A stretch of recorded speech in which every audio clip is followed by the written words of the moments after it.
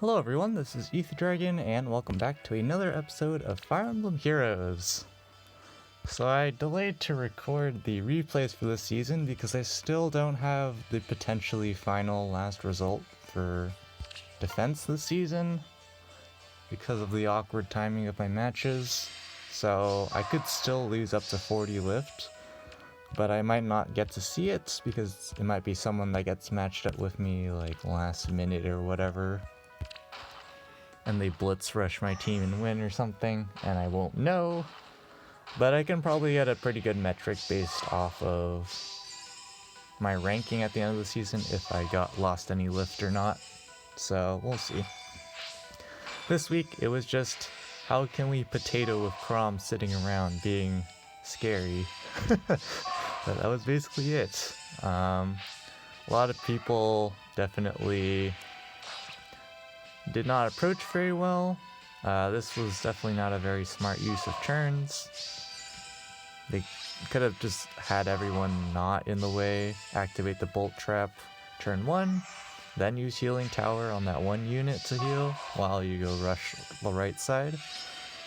And they still haven't broken panic manner yet, which, I mean, you don't have to. Sometimes it's useful to not break panic manner, but here they're barely going to live with Eloids, so they're just gonna run out and Gale Force. They break Tactics Room now, and then they go like this, which is pretty greedy on their part. They could have just run, but they decided not to. Well, it doesn't matter because my defense is a troll, so it just does whatever it feels like. No, that's kind of the reality. There, they barely pick up the kill at one shot on Sothis. And they're just gonna go in, proc Gale Force. But at this point, even though Chrom, these guys are not at 100% HP, Chrom's still just the threat.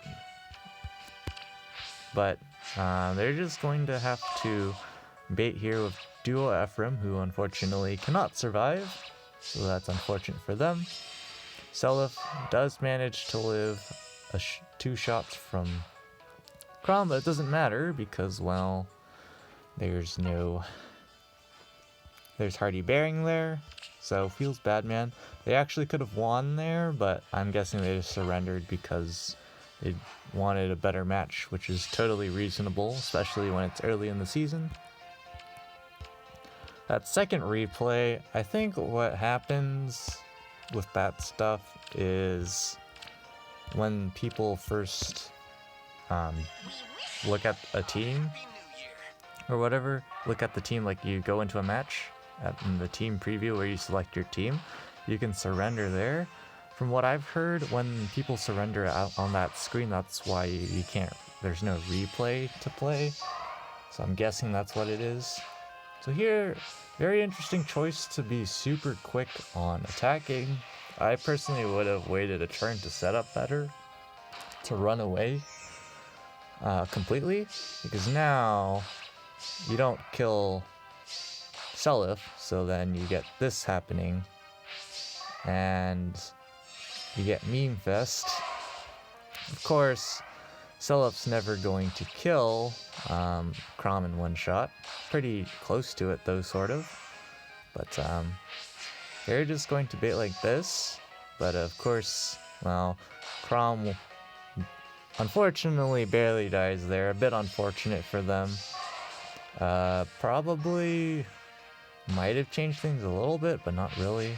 Just Chrom being Chrom, doing absolutely nothing but standing around, slowly marching towards the enemy. And at this point, they really can't do much against Chrom, so I'm not sure what they're trying to do here. Goes for the change fate, and now Luna's ready. So they definitely can't do very much here. So it's just GG.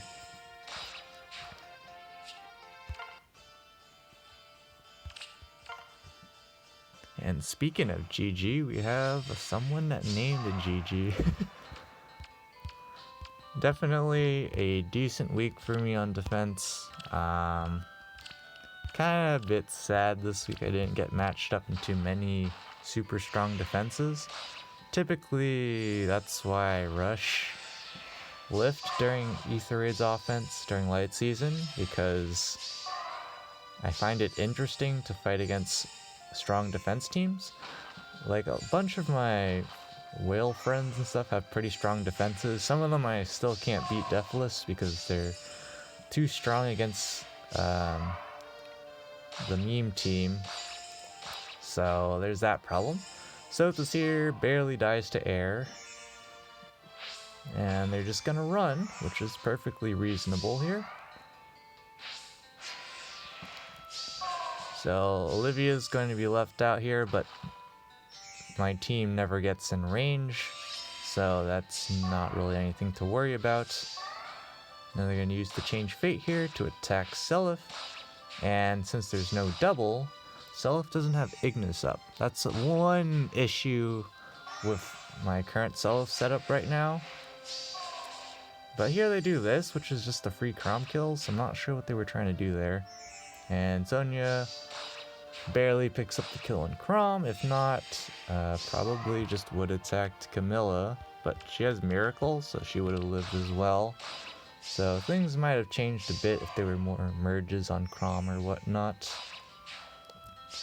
But at the end of the day, they still have to deal with the meme Crom himself, which they can because my Crom's not quite fast enough. If I had Yuns and stuff, I'd be so down to just speed stack and make Crom even spookier by just being faster. But they're just going to dance here and pick up the exact 1-round KO.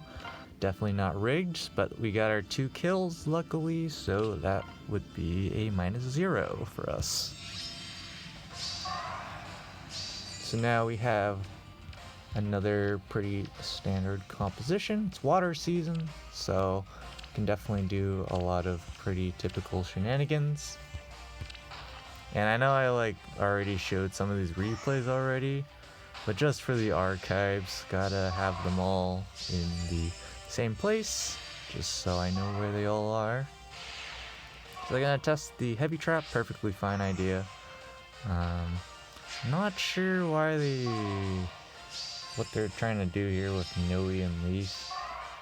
Like, I've already seen this replay, so I know what's going to happen, but I feel like they could have been a bit more efficient with their unit usage. Doesn't really matter in the end, though.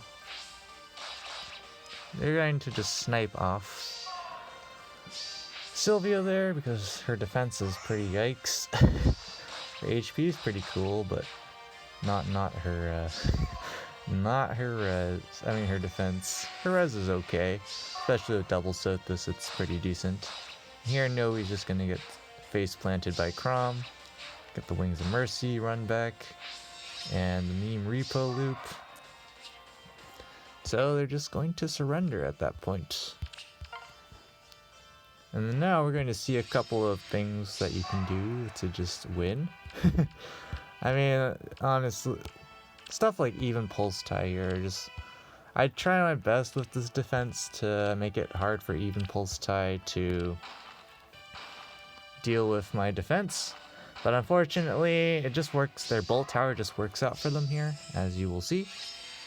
So first turn, unfortunately both my Sothises have the same HP stat, so that's already a problem. But even if they weren't, here their bolt tower goes off. And so what this does, since Sonya is out of the healing tower range, even if the Sothises have their specials back up again, but Sonya no longer has her specials, so now they're just free to bait. There's not really much my team can do. Very poor damage output. Like Sylvia and company can do some damage, and Crom can live, but that doesn't really do anything for us. So, a bit unfortunate for us.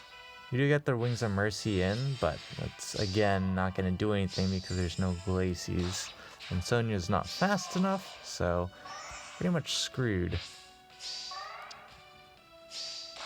So they're just going to take out the Dancer here, remove as many variables as they want, and they can just keep hitting end turn here.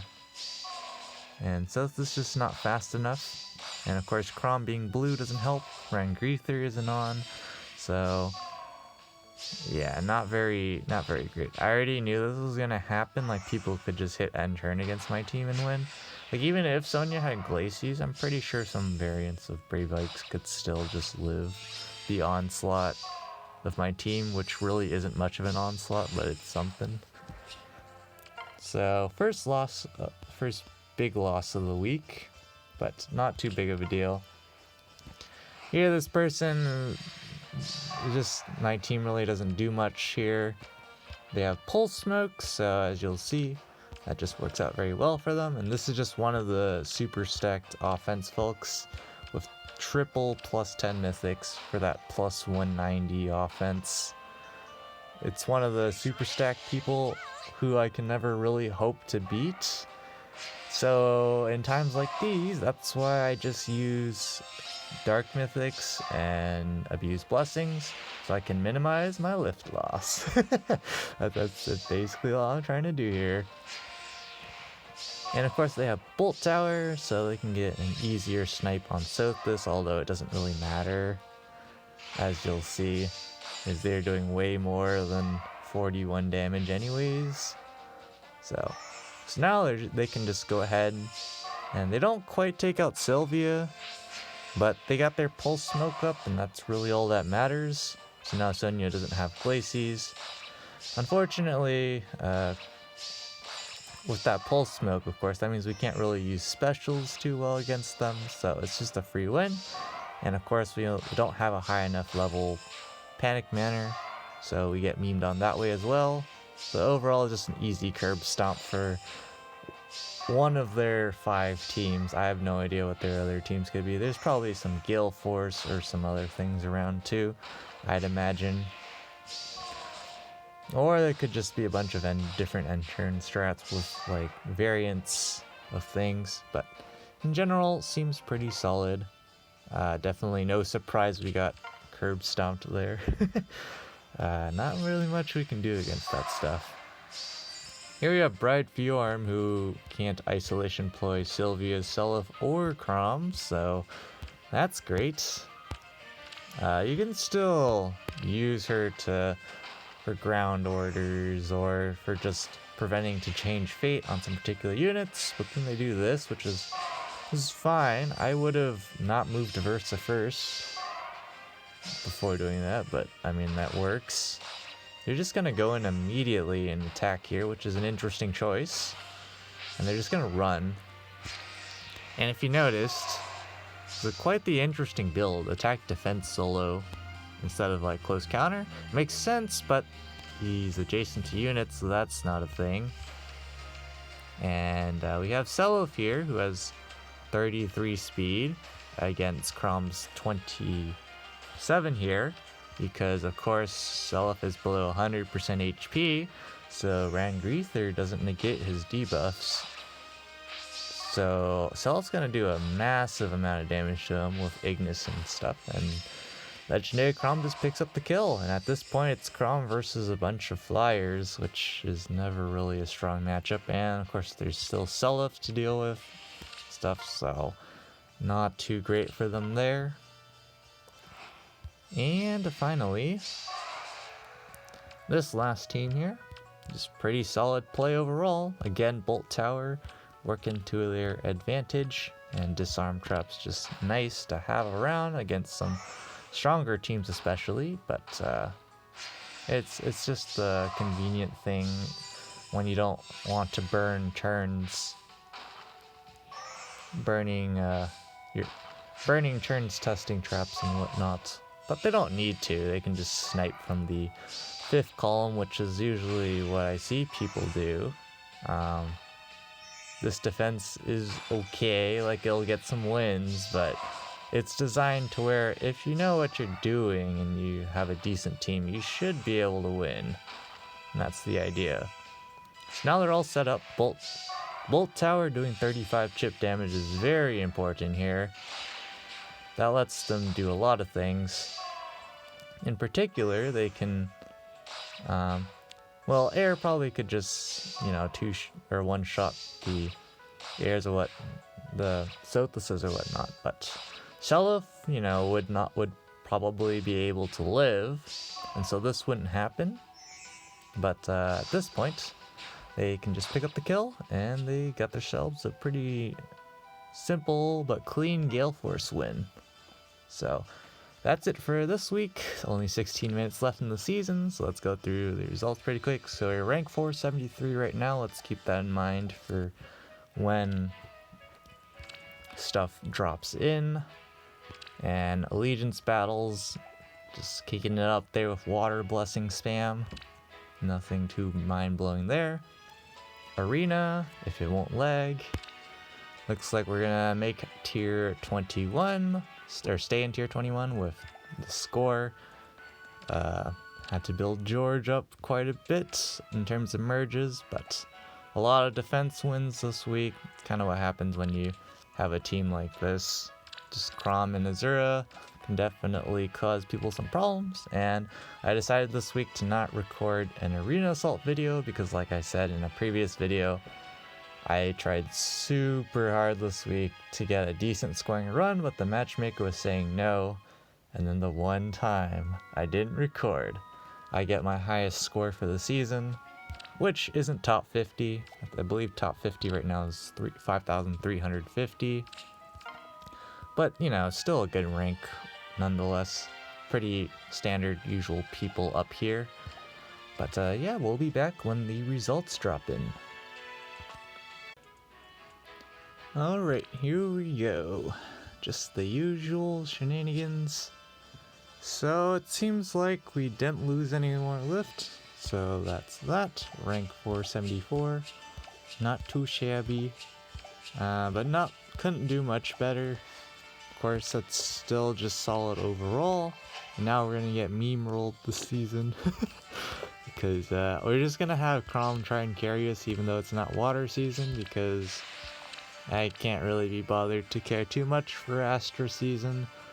So that'll be interesting. At least Altina's bonus.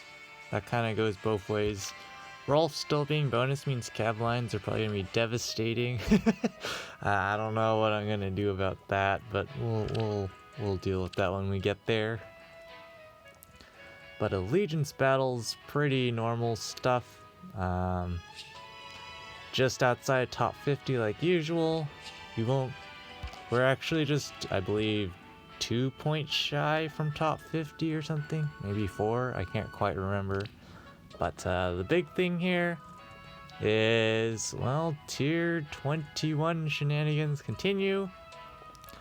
We'll see what we can do, but with my team, I don't know if I can stay in tier 21. We will see. I'm hoping I can get some 760s, but realistically, looking at my score range, I don't think I can. Well, we'll give it a shot, though. And Arena Assault rank 63 feels bad, man. Couldn't get top 50 this week. The matchmaker was just not having it this week. So, fortunately, still a solid week overall. But that's going to be it for this episode. Thanks for watching. As always, this is Ether Dragon, and hope to see you all next time. Bye!